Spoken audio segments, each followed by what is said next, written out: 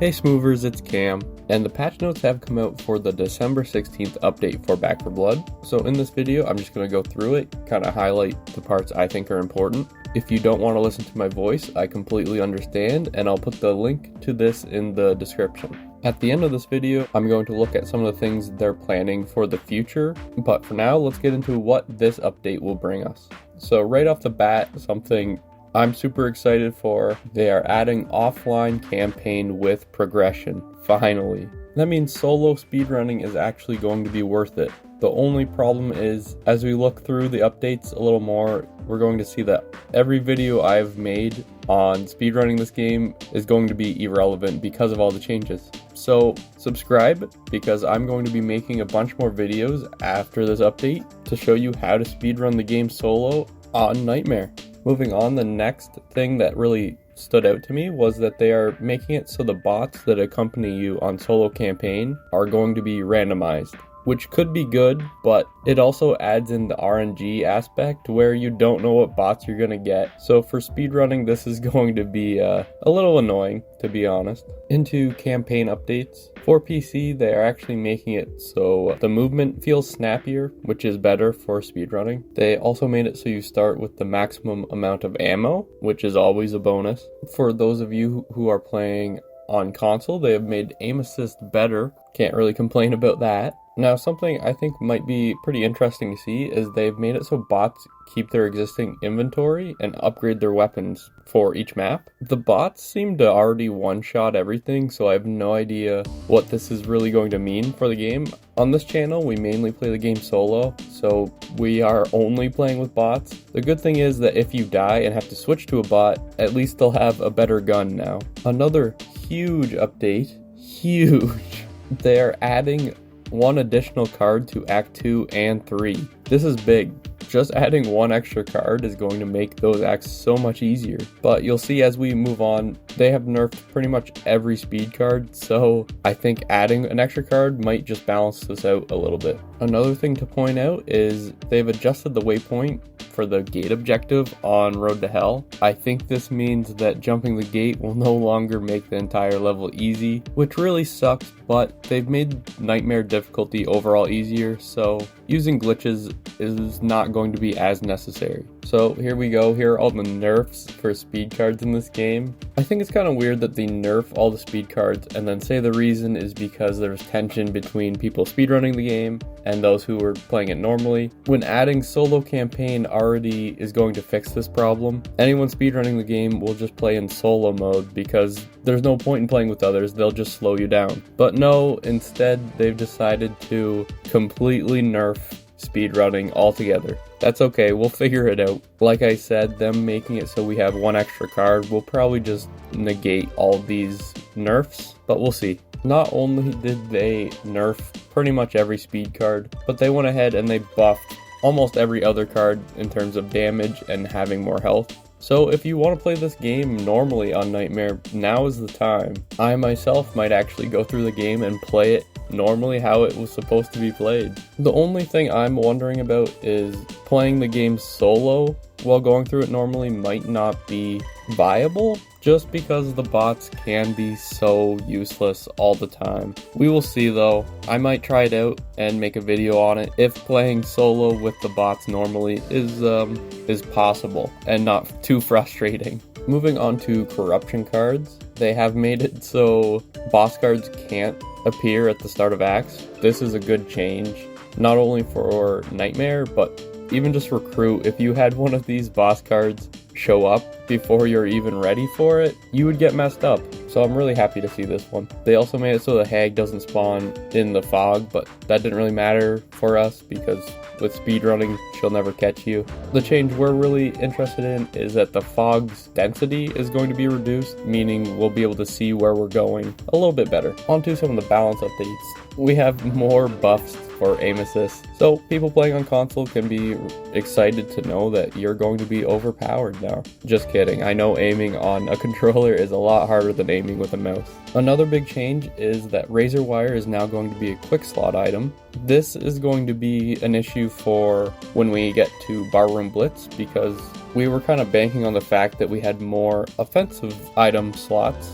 so we could get 3 razor wires. With this update, I forgot to mention, they have added 3 new cards that will add extra room for quick slot items. The problem is we're going to have to sacrifice some other card if we want to go this route.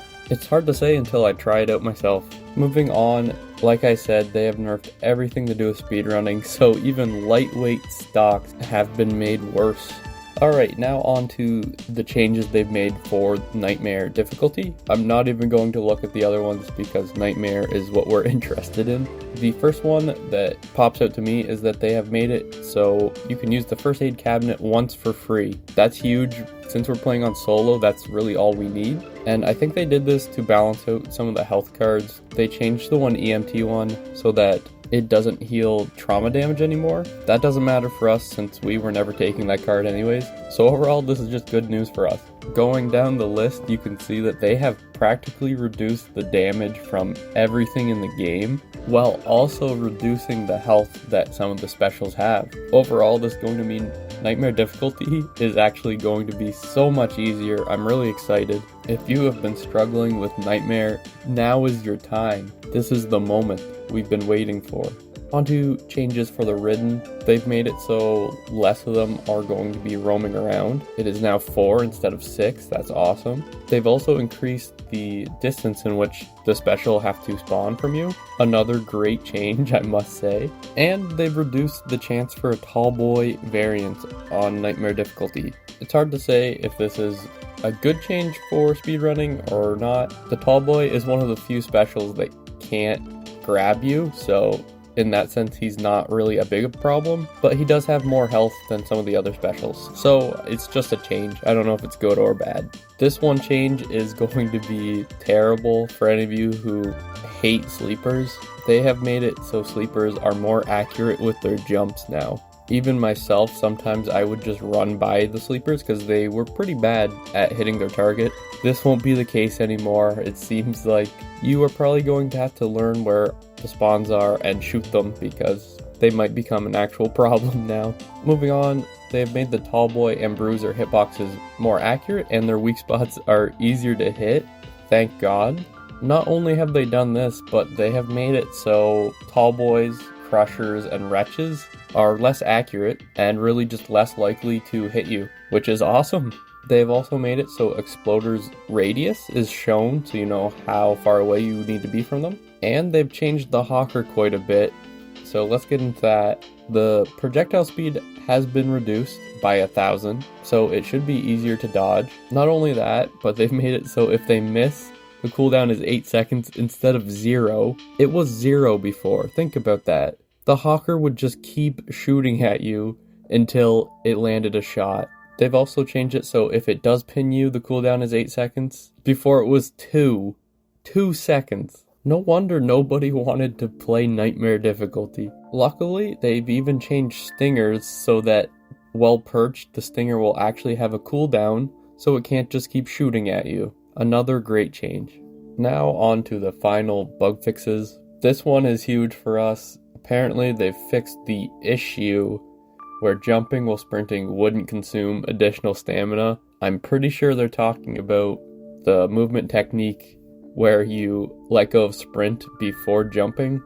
Just another nerf to speedrunning. We are going to have a lot of work ahead of us to figure out how to speedrun this game again. They've also fixed an issue where bots were able to free each other remotely. I'm seeing this as a nerf to playing on solo. This was at least one of the benefits of having bots. They were completely useless, but at least they could use the force. A good change they've actually made is on the crossing. They've made it so the C4 will actually be given to us without us having to wait a stupidly long time. I guess it was actually a glitch that Coach was just not giving us the bombs we needed. So this is pretty awesome. And then we have a couple of changes such as the bots will no longer be allowed to move when pinned by a hawker, which is kind of a nerf to bots in solo mode because it was pretty awesome when they would get pinned and then just slide right over to you. And also they've changed it so on recruit difficulty you can no longer kill the NPCs, which doesn't really matter. That was kind of just a joke anyways. Alright, now we're going to talk about the updates that they've hinted at for the future. These are not confirmed, but let's take a look at them anyways. There are a few things in here that I want to point out. First off, they are making a new difficulty. Now, we have no idea where this difficulty is going to place within, if it's easier than Recruit or harder than Nightmare. A lot of people seem to think that it's going to be a difficulty harder than Nightmare, which makes sense since they have just made Nightmare not as hard anymore. So we'll just have to wait and see. It is in their active slot, but probably won't be ready for quite a while now. Also in their active slot is a card that will make it so you can remove weapon attachments. I probably would never take this card, but I know there are some people that would be interested in such a thing. I honestly think that you should just be allowed to take attachments off without a card, but I'm not a game developer, so I have no idea about balancing and whatever, so I trust that this makes sense, I guess. And lastly, I want to point out that they have in their to-do slot a new co-op mode. Now, does this mean we're actually going to get a campaign like Left 4 Dead, where 4 people play as the Ridden and 4 as the survivors? The fact that this mode was not in the game right off the bat is probably why this game is not as popular right now as it should be. So I'm really hoping that that's what this co-op mode is. They don't have any description for it, and this mode won't be around for a while, so we'll just have to wait and see. Anyways, that's all I have for you. Like I said, I'm going to put the link in the description if you want to go check this out for yourself and take a look at all the changes that I didn't really go over. Like this video if it was useful in any way, and have a good one.